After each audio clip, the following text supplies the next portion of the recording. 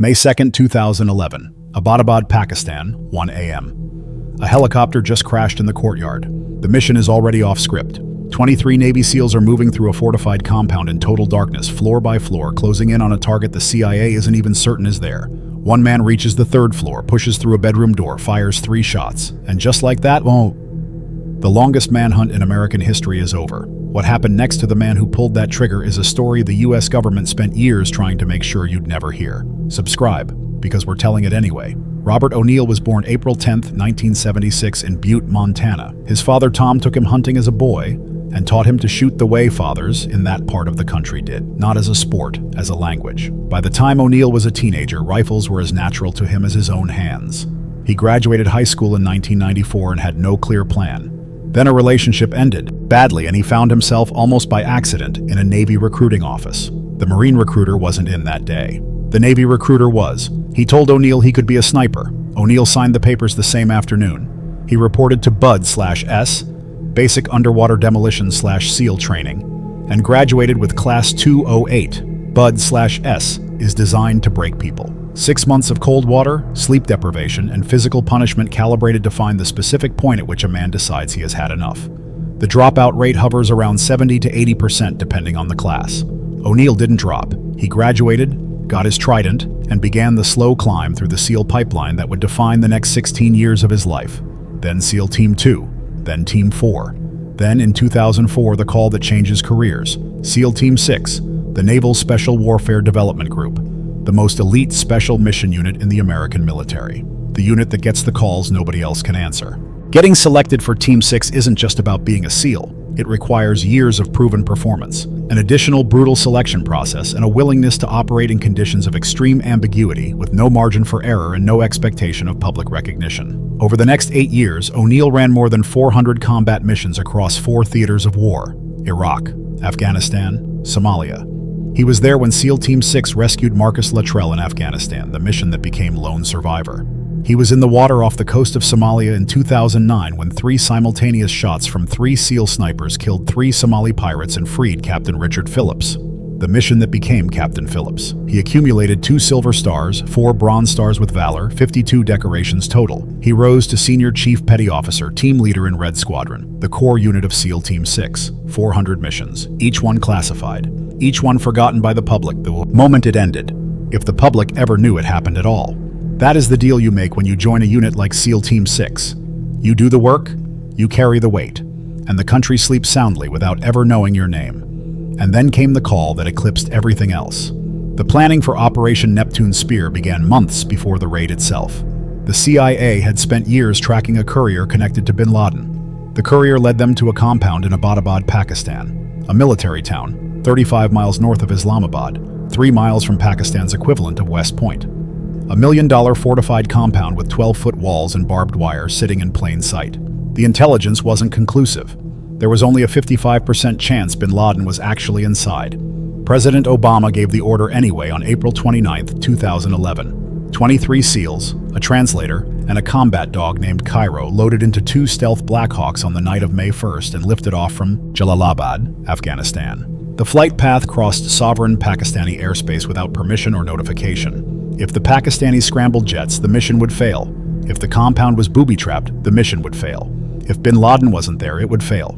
If anyone on the ground talked in the hours before the raid, it would fail. O'Neill knew going in that this was probably a one-way trip. SEAL Team 6 had war-gamed the scenarios for months, training in a full-scale replica of the compound built specifically for this mission. Every doorway, every staircase, every room. They ran it hundreds of times until the layout was muscle memory. They accounted for every variable they could think of. And then they acknowledged that in combat, variables multiply in ways no rehearsal can predict. The compound could be rigged with explosives. Bin Laden could be wearing a suicide vest. The Pakistani military could scramble a response before the SEALs were airborne again. The helicopters were experimental, stealth modifications that had never been tested in real operational conditions. There was a 55% probability that bin Laden was even in the building, which meant there was a 45% chance that 23 men were flying into Pakistan in the dark for nothing, and that the United States would have an international incident with a nuclear-armed ally and nothing to show for it. O'Neill made his peace with the math. He called his father from Afghanistan before boarding the helicopter, told him he loved him, didn't say where he was going, but his father heard something in his voice and understood that this call was different from the others. He hung up and got on the helicopter.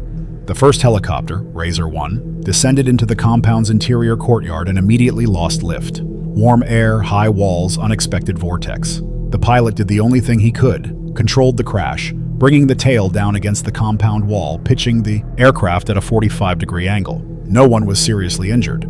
The helicopter was destroyed beyond use. A SEAL on the perimeter got on the radio, reported there was a helicopter in the courtyard just like ours. O'Neill's response, "That is ours. We just crashed." The mission continued. Because there was no alternative, 23 men in a compound in Pakistan with a crashed helicopter, surrounded by a residential neighborhood that would wake up soon with no margin for delay. The SEALs breached the guest house, killed the courier on the first floor, killed bin Laden's son Khalid, armed with an AK-47, on the second floor landing, then moved to the third floor. O'Neill was second in the stack. The point man ahead of him reached the top floor, saw a tall man poking his head out of the bedroom doorway, and fired. The shot may have grazed bin Laden. The point man rushed into the room to tackle two women, covering them with his own body in case they were wearing explosive vests, a specific fear that had been wargamed before the raid. O'Neill came through the door one beat behind. The women were on the ground. The point man was on top of them, and standing in the room, hands on a woman's shoulders, using her as a human shield, was a 6'4" man with a long beard and a calm expression. O'Neill recognized him instantly. He said later he knew immediately from the size of the nose. He raised his rifle, fired twice. The second shot split the skull. He fired a third time as the body fell. Then he stepped forward and stood over it, an American flag patch on his shoulder. The last thing Osama bin Laden saw was an American flag. The radio crackled. "For God and country, Geronimo, Geronimo, Geronimo, Geronimo, EKIA." Back in the White House Situation Room, Obama said two words: "We got him." O'Neill flew back to Afghanistan with the body. Identification confirmed. Bin Laden was buried at sea from the USS Carl Vinson within 24 hours. No gravesite, no shrine, no target. The world found out within hours. Obama addressed the nation from the White House just after 11 p.m. on May 1st, Eastern Time. Crowds gathered spontaneously outside the White House gates, in Times Square, at Ground Zero. People were weeping. Strangers were embracing. A decade of grief and rage and fear had been compressed into a single night's work by 23 men whose names would never appear in any official statement. A few days later, SEAL Team 6 flew to Fort Campbell, Kentucky to meet President Obama in a classified ceremony. The president shook hands with each operator, thanked them personally. The public never saw it. The names were never released. The whole thing happened in the dark, as everything about SEAL Team 6 happened in the dark. O'Neill stood in that room, shook the president's hand, and flew home to Virginia Beach. No parade, no press conference, no acknowledgement. The country was celebrating. He was invisible. And that's when things started going wrong for Robert O'Neill.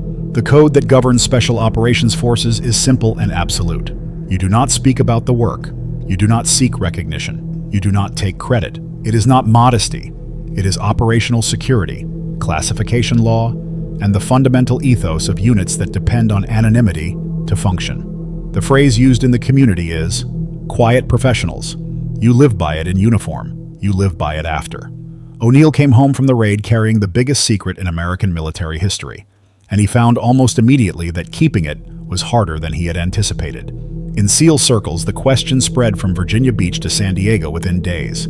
Who got him? O'Neill started talking, not to journalists, but in Virginia Beach bars, to other operators, to people inside the community. His version of events, his night, his teammates noticed. SEAL Team 6 threw him off Red Squadron, the core unit that had carried out the raid, for bragging about his role in bars around Virginia Beach. His name was added to what was informally called the Rock of Shame, an unofficial list of unit pariahs who had violated the code.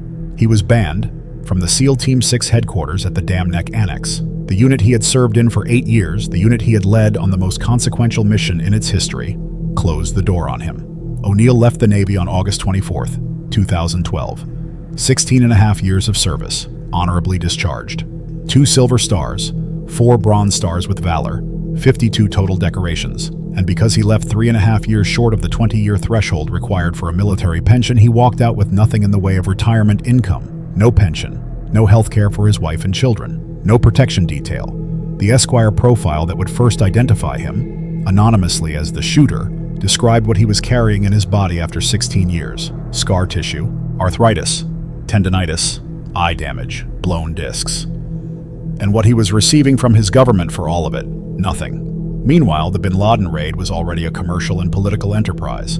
Books were being written, films were in production, Zero Dark 30 was shooting on location. A video game, Medal of Honor, Warfighter, had hired active duty SEALs as technical advisors. Politicians were using the mission in campaign messaging. The White House was briefing journalists. Everyone was profiting from Neptune's spear, except the men who had executed it. In February 2013, Esquire published a long profile identifying O'Neill only as the shooter. Multiple retired members of SEAL Team 6 confirmed to journalists it was him. The article detailed his financial situation, his lack of pension, his physical condition, and what he described as the feeling of being abandoned by the institution he had served without reservation. His marriage had already collapsed by the time the article ran. The pressure of the secret, the transition out of the military, the financial freefall of starting from zero after 16 years. He had children and no health care for them. He decided the story belonged to the American public. He had met with families of September 11th victims. He believed they deserved to know what had happened. He began speaking, first anonymously, then under his own name. In late 2014, before his planned interviews with Fox News and The Washington Post could air, other former Special Forces personnel leaked his name in protest. They were angry that he was about to go public. They published his identity themselves, framing it as a violation of the code, rather than a choice. It was his own community, the people he had served beside, who burned him first. The Naval Special Warfare Command issued a formal letter to all SEAL personnel warning them against seeking public recognition. It quoted the SEAL ethos directly: "I do not advertise the nature of my work, nor seek recognition for my actions." It stated that violators were neither teammates in good standing, nor teammates who represent Naval Special Warfare. A warning shot aimed directly at O'Neill, distributed across the entire force without naming him. The Pentagon announced it was monitoring what O'Neill was saying publicly. Legal consequences were possible. The government had neither confirmed nor denied his account, which meant he was operating in legal gray space, potentially exposing himself to prosecution while the government refused to officially acknowledge that any classified information had even been revealed. As of September 2024, but 13 years after the raid, the federal government of the United States still had not officially confirmed or denied Robert O'Neill's account of who killed bin Laden. In 2015, ISIS published O'Neill's home address online alongside a call for his assassination. He and his family received credible death threats. The same government that had sent him into a compound in Pakistan without a pension or health care had to quietly arrange security for the family of the man it officially did not acknowledge had done anything. His former teammate Matt Bissonnette, who had written his own book about the raid, No Easy Day, under a pseudonym, was investigated by the Pentagon for revealing classified information and threatened with legal action. Bissonnette's account directly contradicted O'Neill's on key details. In Bissonnette's version, bin Laden had already been mortally wounded by the point man's shot before O'Neill entered the room. In O'Neill's version, bin Laden was standing upright and alive. The two men whose careers had run parallel through Red Squadron spent years publicly disputing who had actually pulled the trigger on history's most consequential shot. The government watched it happen and said nothing. The official position, maintained for over a decade, was that the United States could neither confirm nor deny the specific details of the operation, which meant O'Neill had exposed himself, sacrificed his relationships, his community, and his anonymity, and the institution he had served refused to even validate the basic facts of what he had done. Admiral William McRaven, who had commanded the operation, eventually referred to O'Neill directly in a 2020 CNN interview as the SEAL that, in fact, shot bin Laden. It was the closest thing to official confirmation O'Neill ever received. It came from a retired admiral on cable news, not from any government statement, not from any official record. O'Neill built a civilian career from the wreckage, motivational speaking, Fox News contributor starting in 2015. A memoir, The Operator, published in 2017, a New York Times bestseller that detailed his deployments, the raid, and the years of fallout that followed. A podcast, corporate speaking engagements at fees that reflected the only currency his story had left: commercial value. He had turned the story he wasn't supposed to tell into the only income available to him, because the government he served for 16.5 years had left him no other option. No pension, no health care, no transition support proportionate to what he had given. The country that sent him to kill the world's most wanted terrorist could not guarantee him a doctor's visit when he got home. The backlash never stopped. Veterans accused him of stolen valor. Podcasters called him a liar. His own community continued to view him as a code violator.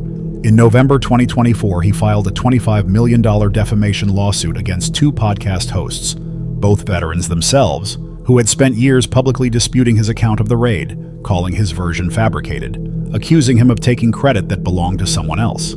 The lawsuit is still working its way through the courts. He was arrested in Texas in 2023 on misdemeanor charges of public intoxication and assault. The story spread globally within hours. The man who killed bin Laden, booked into county jail on a $3,500 bond, released the same day. Charges later dropped. But the headline existed. It always will. Here is what the story of Robert O'Neill actually reveals. Not about one man, but about a system. The United States government spent 10 years hunting the architect of the worst terrorist attack in American history. It found him. It sent 23 of the most precisely trained human beings on Earth into a compound in Pakistan in the dark. One of those men walked through a bedroom door and ended the manhunt with 3 trigger pulls. Then the government classified the details, refused to confirm who did it, stripped the man of his community, left him without a pension or health care, watched him struggle financially while politicians used the mission as campaign material and studios turned it into box office revenue, threatened him with legal consequences for telling a story that senior officials were simultaneously telling to journalists on background, officially refused to acknowledge his account for over a decade. And when ISIS published his home address and called for his death, the government that couldn't confirm he existed had to protect the family of the man it had never officially sent anywhere. The shot that changed history took 3 seconds. The consequences lasted a decade and counting. That's the story they don't tell when they play the clip of the president saying, "We got him. We got him." Not the man who pulled the trigger, not the 16.5 years that preceded it, not the pension that wasn't there, not the teammates who turned their backs, not the government that monitored his interviews and threatened legal action while refusing to say his name. We got him, then we erased him. Hit subscribe. New documentary every week. Drop a comment below. Do you think O'Neill was right to go public? Let's talk about it.